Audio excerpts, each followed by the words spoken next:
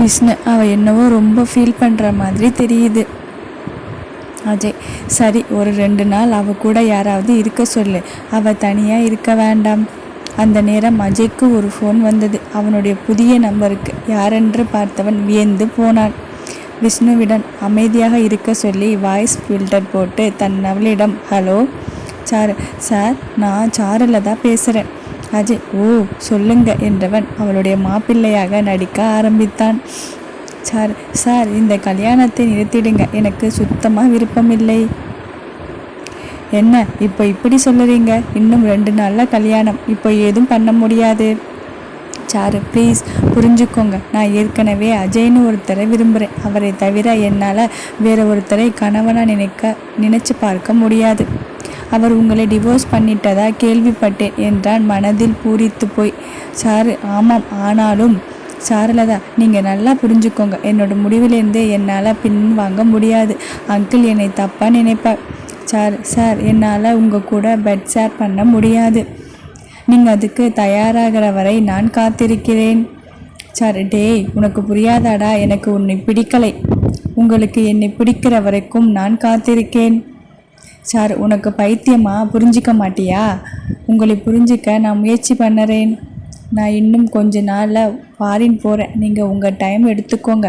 அதுக்கு முன்னாடி நம்ம கல்யாணம் முடிஞ்சிடட்டும். டேய், நான் அஜயோடு ஓடி போயிடுவேன். உங்கள் வாயால் இப்படி பேசாதீங்க என்று ஃபோன் வைத்தான். மனதுக்குள் அவள் சொன்னதை ரசித்தான். இதெல்லாம் வேலைக்கு ஆகாது. ஒரே ஆள் அஜய் மட்டும் என்னை புரிஞ்சுக்க முடியும் என்று நினைத்து மறுபடியும் அஜய்க்கு ஃபோன் செய்தாள். இங்கே பாருங்க, சும்மா நான் என்ன சொல்ல வரேன்னு கேட்காமல் ஃபோன் வச்சிடாதீங்க. அஜய், சொல்லு, கொஞ்சம் கடுமையாக. நான் உங்களை ரொம்ப விரும்புகிறேன். ப்ளீஸ், இந்த கல்யாணம் எனக்கு வேண்டாம். நீங்கள் தான் எனக்கு வேணும். I love you, love you, love you. Ajay, இப்போ என்ன பண்ண முடியும்? ப்ளீஸ், நீங்கள் என்மேல் எவ்வளவு வேணும்னா கோவப்படுங்க. இவ்வளவு நாள் உங்களை கஷ்டப்படுத்தினதுக்கு என்னை அடிக்கக்கூட அடிங்க. அஜய், லதா, என்னம்மா சொல்லுற? ப்ளீஸ், நாளைக்கு வேற ஒருத்தன் என்னை கல்யாணம் பண்ணுறதுக்கு முன்னாடி நீங்கள் என்னை கல்யாணம் பண்ணிக்கோங்க. நீங்கள் எத்தனை முறை கேட்டீங்க, மறுத்தது என்னோட தப்பு. ப்ளீஸ் வாங்க, என்னை கல்யாணம் பண்ணிக்கோங்க. அஜய், சரி, அழாதே, பதறாதே, நீ கவலைப்படாதே. நான் தான் உன்னோட கழுத்தில் தாலி கட்டுவேன். இப்போ கொஞ்சம் யாருக்கும் தெரியாமல் தோட்டத்துக்கு வா, உன்னை நான் பார்க்கணும் என்று ஃபோன் வைத்தான். விஷ்ணு, உன்னை பற்றி தெரியாதா? உன் பொண்டாட்டி கண்ணில் தண்ணி பார்த்தேன்னா நீ உன்னோட நிலையில் இருக்க மாட்டியே. சரி, போய் சமாளி. அஜய் அங்கே தோட்டத்தில் கண்ணீருடன் நின்ற அவனுடைய லதா ஓடி வந்து அவனை கட்டி கொண்டாள். அவள் கண்களை துடைத்து விட்டான். அஜய், அழாதே, தைரியமா இரு, நான் பார்த்துக்கிறேன். அவள் நெற்றியில் இதழ் பதித்தாள். லவ் யூ என்றான். சாருவுக்கு ஏதோ ஒரு தெம்பு வந்தது போல இருந்தது. சரி என்று உள்ளே சென்றான். அதிகாலை கோவிலில் திருமண ஏற்பாடு நடக்க பொண்ணு மாப்பிள்ளை உறவுகள் புடைசூழ கோயில் மண்டபத்தில் இருந்தன. சாருவுக்கு மட்டும் மனது திகிலாக இருந்தது. ஃபோன் செய்து, என்னங்க, நீங்கள் சொன்னது உண்மைதானே? நீங்கள் தானே என்னை கல்யாணம் பண்ணிக்குவீங்க? அஜய், 100% நான் தான் உன்னை கல்யாணம் பண்ண போகிறேன். கவலைப்படாதே. எனக்கு என்னமோ பயமாக இருக்கு. நீங்கள் எங்கே இருக்கீங்க? உங்களை பார்த்தாதான் எனக்கு நிம்மதி. அஜய், நான் வீட்டிலே இருக்கேன். என்னது வீட்டிலையா? இங்கே கோயிலில் கல்யாணத்துக்கு எல்லா ஏற்பாடும் நடந்துக்கிட்டு இருக்கு. நீங்கள் இப்படி சொல்லுறீங்க என்று கிட்டத்தட்ட அழும் நிலைக்கு போனவளை அஜய், மக்கு பின்னாடி பாரு. அவளை பார்த்து கையசைத்தான். அவளுக்கு ஆச்சரியம். எப்படி இவன் மாப்பிள்ளை கெட்டப்பில் இருக்கான்? எல்லோரையும் சமாளிச்சிட்டானா? எப்படி இவன் மட்டும் எல்லா வேலையும் வெகு சாதாரணமாக செய்து முடித்து விடுகிறான்? பக்கத்தில் சஞ்சய், அவனும் இவனும் ஒரே போல உடையணிந்து கொண்டிருந்தனர். சந்தேகமில்லை, வேற யாரும் இதே உடையில் இல்லை. கொஞ்சம் நிம்மதியாக இருந்தால். குழந்தைகள் அனைவரும் விளையாடி கொண்டிருந்தனர். மறுபடி அவனை பார்த்தாள். இந்த தோற்றத்தில் அவன் அழகாக இருந்தான். அவனை கண் சிமிட்டாமல் பார்த்து ரசிக்கும் போது அவன் திரும்பி அவன் லதாவை பார்த்தவன் என்ன என்பது போல ஒற்றை புருவத்தை உயர்த்தி கேட்டான். அதை எதிர்பார்க்காதவள் சட்டென நாணி குனிந்தாள். அஜய் மனதில் பட்டாம்பூச்சி சிறகடித்தது. முதலில் சஞ்சய் நான்சி திருமணம் நடக்க சஞ்சய் கழுத்தில் மாலை சூடி நான்சி கழுத்தில் நான் பூட்டினான். இதுவரை நான்சிக்கு தெரியாத வெட்கம் இப்போது அவளை சூழ்ந்து கொண்டது. அதை பார்த்த சஞ்சய் அவன் வசீகர புன்னகையை பரிசாக கொடுத்தான். அடுத்து நம்ம ஹீரோ அஜய் மாப்பிள்ளையாக நடந்து வர அவனை சுற்றி ஒரு ஒளி சூழ்ந்து அவள் கண்களுக்கு அவனை தவிர வேறு எதுவும் தெரியாமல் போக அந்த நொடியை கண்களுக்குள் ரசித்து அந்த வடிவத்தை இதயத்தில் பூட்டினார். சட்டென்று ஸ்ரீ அவளை இடிக்க சுயத்துக்கு வந்தவள் அவன் கட்டிய மாங்கல்யம் கழுத்தில் தொங்க தனக்கு மனம் ஆகிவிட்டது என்பதை உணரும் வேளையில் மாலை மாத்து என அனைவரும் ஒரு குரலாக சொல்ல அவள் முன் புன்னகைத்து கொண்டிருந்தான் அவள் இறைவன். அவள் தன் கழுத்தில் இருக்கும் மாலையை அவன் கழுத்தில் இட்டு சுற்றியிருக்கும் அனைவரின் கேலியில் முகம் சிவந்தாள். இவளை கரம் பிடித்தவன் மனமோ மகிழ்ச்சியில் மிதந்து கொண்டிருந்தது. தினம் தினம் அவளுக்காக ஏங்கியவன் மறுபடியும் தன் வாழ்க்கை அவளுடன் இருக்காதோ என்று எண்ணியவனுக்கு இப்போது அதிர்ஷ்டம் அடித்தது போல அவனுடைய லதா அனைவர் முன்னிலையிலும் மறுபடியும் அவனுடையலாகிவிட்டாள். மணமக்கள் ரிசப்ஷனுக்காக ஒரு கால் புக் செய்து இருந்தன. தம்பதிகள் சஞ்சய், நான்சி மற்றும் அஜய், சாருலதா நின்று இருந்தனர். அங்கே கெஸ்ட் நிறைய பேர் வந்திருந்தனர். அதில் நந்தினி, ஹரி தம்பதியும் இருந்தனர். நந்தினி, ஹரி இருவரும் மணமக்களுக்கு வாழ்த்து சொல்லி அமர்ந்தனர். சாரு அஜயிடம் ஒரு நிமிஷம் வந்துடுறேன் என்றவள் ஸ்ரீயுடன் நந்தினியை அழைத்து கொண்டு தனியே போனாள். அஜயின் பார்வை அவன் லதாவை பின்தொடர அவனுக்கு திகிலாக இருந்தது. அந்த ஹால் ஓரத்தில் இவர்கள் மூவரும் பேசிக்கொள்வது நன்றாக தெரிந்தது. ஆனால் என்னவென்று தெரியவில்லை. அஜய் கூட்டத்தில் விஷ்ணுவை தேடினான். அவனுக்கு ஃபோன் செய்து, உன் பொண்டாட்டியும் என் பொண்டாட்டியும் நந்தினியோட ஏதோ பேசிட்டு இருக்காங்க, என்னென்னு பாரு. விஷ்ணுவும் பார்த்து அதிர்ந்தான். நந்தினியை ஒரு மகாராணி போல உட்கார வைத்து இருவரும் சேவகர் போல பணியுடன் பேசுவது போல தெரிந்தது. விஷ்ணு வேகமாக அந்த இடத்துக்கு சென்றான். அவன் அங்கே அவர்களை நெருங்குவதற்குள் அவர்கள் கலைந்து சாரு மறுபடி அஜய் பக்கத்தில் நிற்க போனாள். அஜய் அவளை மறுபடி பார்த்து நிம்மதி பெருமூச்சு விட்டு அவள் இடையில் கையை சேர்த்து அணைக்க போனவனை திரும்பி முறைத்தாள்.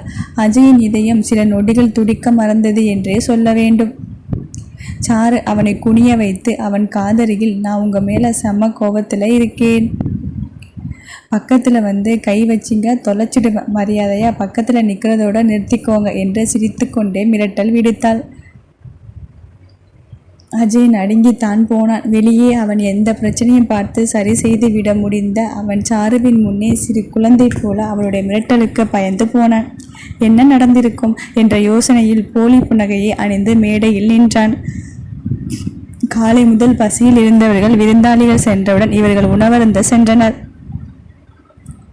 சாப்பிட அமர்ந்தவர்கள் சஞ்சய், நான்சி ஜோடியாக அமர சாருலதா குழந்தைகளை கூட்டிக் கொண்டு அஜய் விட்டு தள்ளி அமர்ந்தாள். பிரியா, போய் அஜய் பக்கத்தில் உட்காரு. சார், வேண்டாம், எனக்கு வெக்கமாக இருக்கு என்று பிடிவாதமாக மறுத்து குழந்தைகளை நடுவில் உட்கார வைத்து அமர்ந்தாள். அதை பார்த்த அஜய் எழுந்து குழந்தைகளுக்கு ஊட்டும் சாக்கில் அவளுக்கு ஊட்டிவிட சுற்றி அனைவரும் கைத்தட்டி தங்கள் மகிழ்ச்சியை தெரிவித்தனர். குழந்தைகளுக்கு சந்தோஷத்தில் அப்பா ஒன்ஸ் மோர் என்ற கத்த சாருவால் மறுக்க முடியாமல் மறுமுறை வாங்கி கொண்டாள். அன்று இரவு நிகழ்ச்சி சஞ்சய் பிடிவாதமாக தன்னுடைய வீட்டில் என்று சொல்ல பாதி பேர் அங்கும் அஜய்க்கு சாரு வீட்டு மாடியில் பாதி பேர் வேலையில் இருக்க விஷ்ணு குழந்தைகளை பார்த்து கொண்டிருக்க அஜய் அவன் அருகே வந்து உட்கார்ந்தான். இவளுங்க என்ன பேசிக்கிட்டாங்கன்னு தெரியல. லதா எம்மெல்லாம் ரொம்ப கோபமாக இருக்கா. விஷ்ணு, ஐயோ இப்போ என்ன பண்ணுறது? அஜய், ஸ்ரீ கிட்ட கேட்டால் ஏதாவது தெரியும். எங்கே அவ? விஷ்ணு, இரு கூப்பிடுறேன். ஸ்ரீயை அழைத்து வந்தான். அஜய், என்னம்மா பேசிக்கிட்டீங்க? ஸ்ரீ, எப்போ? அஜய், அந்த நந்தினி கூட. ஸ்ரீ, ஒன்றும் இல்லை, எப்படி இருக்க, உன்னோட கணவர் என்ன பண்ணுறார், இப்படி சாதாரணமாக பேசிக்கிட்டோம். அஜய், அதுக்கு ஏன் தனியாக போய் பேசுனீங்க? ஸ்ரீ, அண்ணா என்கிட்ட ரொம்ப கேள்வி கேட்காதீங்க, ஏன்னா நான் பதில் சொல்ல மாட்டேன், கோச்சிக்காதீங்க, எனக்கு அவசரமாக வேலை இருக்குது, நான் போகிறேன் என்றவள் அந்த இடத்தை விட்டு பறந்து விட்டாள். விஷ்ணு, ஏண்டா இந்த 2 பேரும் புரியாத புதிர்களாகவே இருக்காங்க. அஜய், டேய், நீ ட்ரை பண்ணி ஸ்ரீகிட்ட கேட்டு சொல்லறியா? விஷ்ணு, வாய்ப்பே இல்லை மச்சி, அவள் உன்கிட்ட கூட சொல்லுவா, என்கிட்ட சுத்தமாக சொல்ல மாட்டா. இந்த பொண்ணுங்களே இப்படி தானோ, அவளுங்க கிட்ட இருந்து ரகசியத்தை வாங்க முடியாது. அஜய், டேய், உலகமே சொல்லுது பொண்ணுங்களால் ரகசியத்தை காப்பாற்ற முடியாதுன்னு. விஷ்ணு, ஆனால் உண்மை அப்படி இல்லையே. சரி விடு, எப்படியும் இன்னைக்கு நைட் உனக்கு தெரிஞ்சிடும், அப்புறம் சொல்லு. அஜய்க்கு பயம் சூழ்ந்தது. இன்று இரவு தனக்கு எப்படிப்பட்ட இரவாக இருக்க போகுது என்ற யோசனையில் ஆழ்ந்தான். இன்று இரவு சஞ்சய்க்கு மிக அழகானதாக அமைந்து அவர்கள் வாழ்க்கையை இனிதாக துவக்கினார்கள். அதே இரவு அஜய் லதாவின் வரவுக்காக காத்திருந்தான். அந்த அறையில் நுழைந்தவள் நேராக அஜயை தாண்டி போய் கட்டிலில் அவனுக்கு புறம் காட்டி படுத்து விட்டாள். அஜய், லதா என்னடா சொல்லு. அவள் திரும்பவில்லை. அஜய், குட்டிமா நீ சொல்லிதானே உன்னை கல்யாணம் பண்ணிக்கிட்ட, என்னை பிடிக்கலையா? No reaction. லதா அவள் மேல் கை வைத்தான். அவ்வளவுதான். எங்கிருந்து அவளுக்கு கோபம் வந்ததோ தெரியாது. திரும்பி உட்கார்ந்து அவளை கன்னமாக அறைந்தாள். அவனை கட்டிலிருந்து கீழே தள்ளி, உனக்கு இனிமேல் கீழே தான் தூக்கம், மேலே வரக்கூடாது என்றவள் ஒரு தலையணை மற்றும் போர்வையை அவன் முகத்தில் எறிந்தாள். திரும்பி படுத்து கொண்டாள். அவள் தாக்குதலில் அதிர்ச்சியில் உறைந்தவன் அவளை பார்த்து கொண்டே தரையில் உட்கார்ந்து விட்டான்.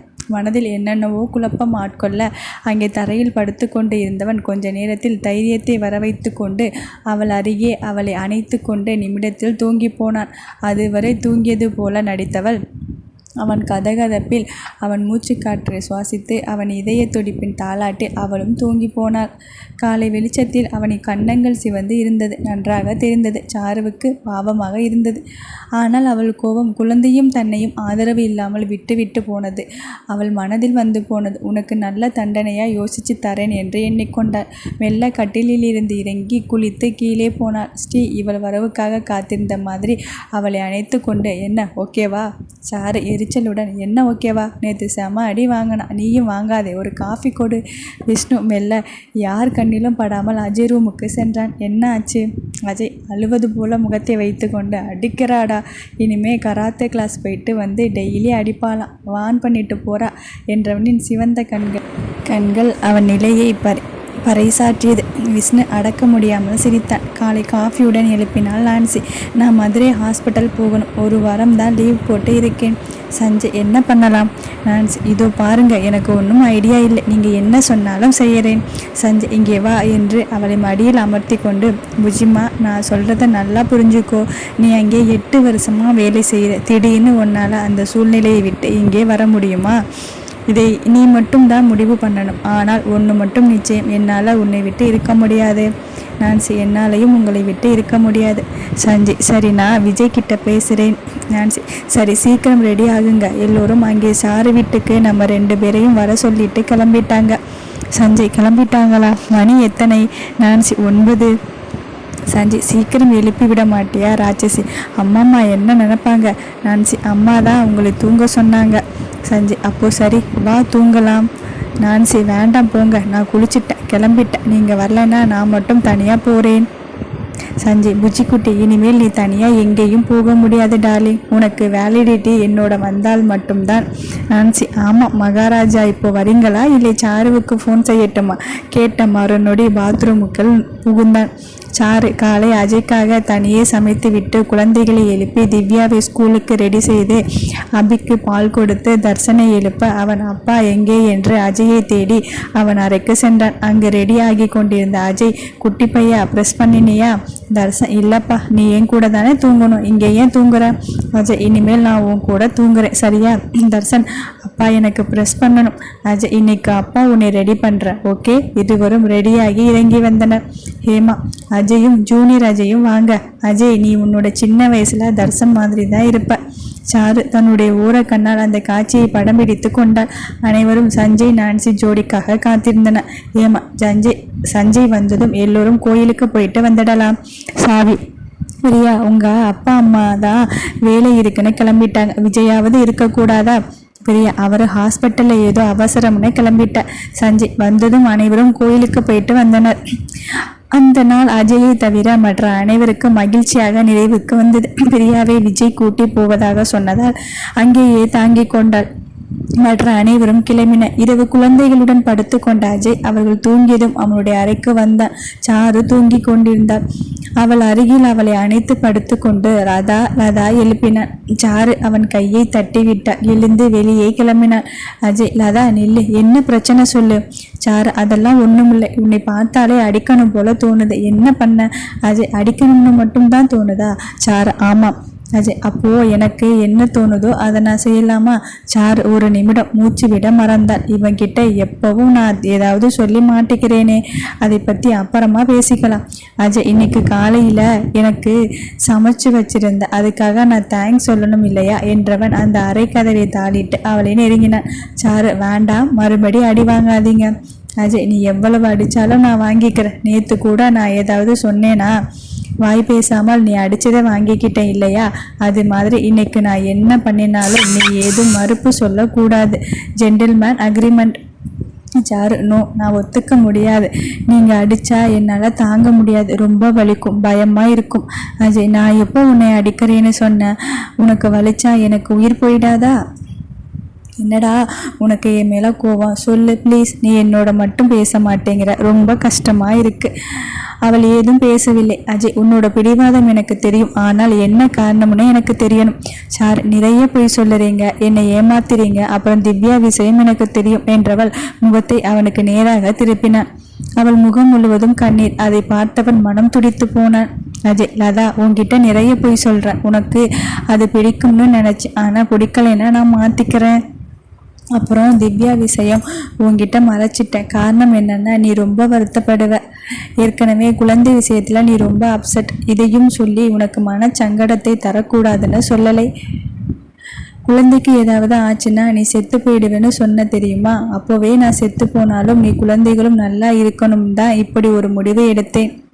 சார், ஆனால் உங்களுக்கு தெரியாத விஷயம் இப்போ சொல்கிறேன். எனக்கு உங்களோட அரவணைப்பு தேவைப்படும் நேரத்தில் நீங்கள் என்னோட இல்லை. கொஞ்ச நாள் நான் என்னோட சுயநினைவில் இல்லை. சஞ்சய் சார் தான் என்னை ஒரு மனநல மருத்துவர்கிட்ட காட்டி நான் கொஞ்சம் கொஞ்சமாக பழைய நிலைக்கு திரும்பினேன். அப்புறம்தான் ஸ்ரீ வந்தா. யோசிச்சு பாருங்க, உருகி உருகி காதலிச்ச என்னோட புருஷன் குழந்தை உடம்பு முடியாமல் இருக்கும்போது நான் என்னோட வயிற்றில் 3 மாத கருவை சுமக்கும்போது என்னோட டிவோர்ஸ் செய்துவிட்டு வேறொரு பெண்ணை உடனே கல்யாணம் பண்ண போகிறப்போ என்னோட மனசு பட்ட வேதனை உங்களுக்கு புரியுதா? இன்றைக்கி ஏதேதோ வழி செய்து நந்தினியை விட்டு வெளியே வந்த நீங்கள் அன்னைக்கு வேறு வழி கண்டுபிடிச்சி குழந்தையை காப்பாற்றி என்னோட இருந்திருக்கணும் இல்லையா? அஜய், நான் பண்ணினது தப்பு தான். அப்போது எனக்கு குழந்தையை காப்பாற்றணும்னு ஒரே எண்ணம் தான் இருந்தது. அதான் வேறு வழி தெரியாமல் நான் மாட்டிக்கிட்டேன். அப்போவும் சஞ்சய் உன்னை கல்யாணம் பண்ணிக்கிட்டு நீ சந்தோஷமாக இருப்பேன்னு நினச்சேன்.